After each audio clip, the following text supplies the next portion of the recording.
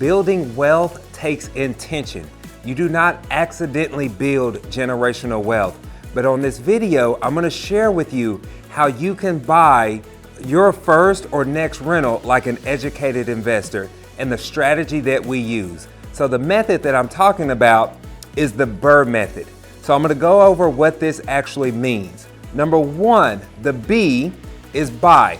We have to buy a property, either with a hard money lender, a private money lender. You can do something creative like sub-2 seller financing, but there's no way around that. We have to buy the property. But remember, we're buying them using our golden formula. After we buy it, we rehab that property.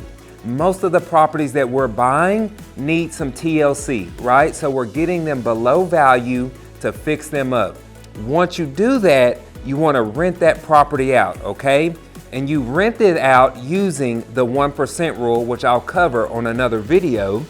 Once we get it rented out and stabilized, then we actually refinance it with a DSCR lender, all right? Once we refinance it and you do a cash out refi, now you just repeat, rinse and repeat. Use this strategy to buy your next rental and start building generational wealth.